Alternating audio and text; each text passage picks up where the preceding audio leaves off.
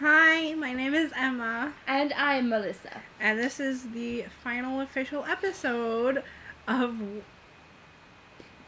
I'm sad. What the hell did I just read? We've had a long day. Okay. Well, we're doing A Small Place by Jamaica Kincaid, written in about 1980 or so. And it takes place-ish, because it's more of rant than it is a storyline, in Antigua, because this is where Jamaica Kincaid is from. And it describes her general, I'm going to put it as rage against and because of colonialization and slavery in Antigua. So, I'm going to come right off the bat by saying that there is absolutely not one single reason in the entirety of the world this woman should not be outraged. Colonialism is terrible and slavery is unforgivable. I'm coming. So, no one should ever tell her to not be angry, get over it, forgive anyone, anything like that, because she is incredibly entitled to her rage. That's true. And that is where I am about this. No, This is where we are about agree. this. This is where we are. We, however, were also Disclaimer. sad-faced in reference to this book. Whoa. Okay, Wait. disclaimers first. The disclaimer goes first before we sad face. Okay. We understand. To the best of our To the abilities. best of our abilities that we have certain racial privileges and whatever. And we might say things in this video that are Devil's advocate. devil's advocate or unpopular opinion kind of things. This does not mean that it is our opinion. This does not mean that we think this or agree with it. It's for the sake It's of compelling for the sake conversation. of compelling conversation. So if we come off like douchey white people, we're sorry. If we have any Wasn't. offensive things in the comments, they will be deleted and we will be blocked. That's just a disclaimer. I don't know that we actually will say anything that bad, but Probably not. better to be safe than sorry. So, This book has a lot of feelings. this book is a lot of it just is feelings. The book is feelings. It's a feelings book. It It's is a book materialization of feelings. Okay, so one of the feelings that this book inspires, especially if you are a person of European descent in the Northern Hemisphere still exchanging gases, would basically be deep sadness. True. I the whole time was reading this book like, where's the rope? I'm just gonna end it. She was really. I was upset. I was deeply upset and feeling very guilty for being a human being in the northern atmosphere of European descent exchanging gases, otherwise being alive and white. No, she was. I mean, she was really upset, and I was. The too. book made me cry. It was upsetting. I was more like angry initially. I kind of got offended at her. It's easy to be portrayal. offended by this book, not gonna lie. She kind of comes off very accusatory because the book is written in the second person. So she talks in the second person, which means she directly addresses the reader as you. Like, you think this, you do this, you say this, You are this. you are this. And I was kind of like, I'm not. Right, it was like and, this idea that upset. I mean, it's like white people had this idea that all black people were one way. Black people had this idea that white people are all one way. That's just not true. It's like a taste of. that's She's just- like. It seems like a lot of this book was like, have a taste of your own medicine. I was just like, I don't even think these things. Which was kind of a problem because I mean, like, if you're gonna talk about any kind of racy issue, you have to go into it with an open mind, I guess, and like this idea that not everyone's gonna think the same as you might think they do or that you do. And Dang, you're contagious, woman. And she just wasn't open to that. And I'm not, like, again, this is not saying, oh, she should forgive us or, like, anything like that. It's just sort of this idea that, like, the people that... Okay, alright, you know what? It was kind Unpopular opinion time. You weren't a slave. Your mama wasn't even a freaking... Like, your mom wasn't a slave. Your sisters aren't slaves. Your daughter won't be a slave. Your grandparents were, though. Your grandparents were slaves. But you know what? So were people here. But also colonialization for the worst. Colonialization for the worst. But that's, I mean, like, specifically talking about the slave thing. Yeah. And, like black people being slaves, or anyone, one race or class being subservient to another is nothing new. You are not special. However, I'm going to chime in with the not unpopular opinion and say, but in spite of all the whole not being new thing, slavery is still unforgivable. Oh, slavery is totally unforgivable. I'm not saying, no, hey. I know, but I'm just going to throw that in there. I'm just saying that you don't... This isn't new. This isn't new. People have been here. And if you want to get all... And people have been here and moved on.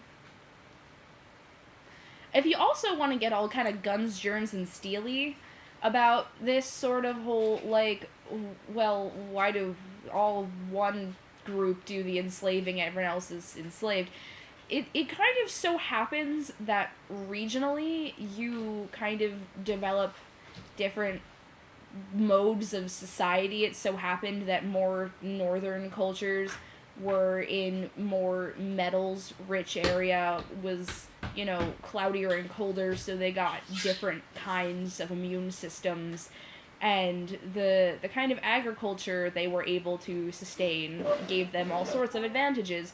So I would just like to say is like a thing, it's not just because of our melanin production that white people happened throughout history to be these kind of, like, war machines. It was kind of where they ended up living on the map. It has actually little to nothing to do with your level of melanin production. It's actually all about your climate and environment and things such as that. That was a word from our environmental science. And now back to our sponsors. Okay. Alright, let's resume this and then wrap it up really quick. Yes.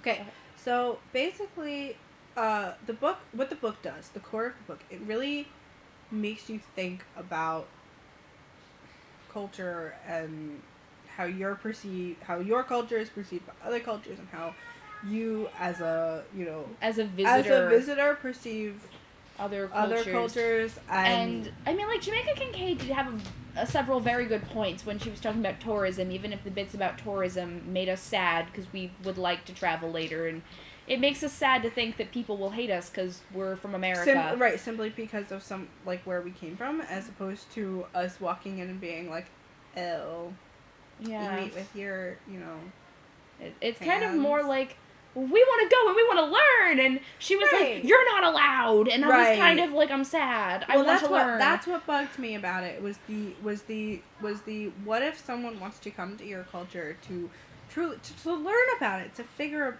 to educate themselves about the history. She was just kind of society. like, and you don't even think about the poverty or the drought, and I'm like, I mean, like, you know what?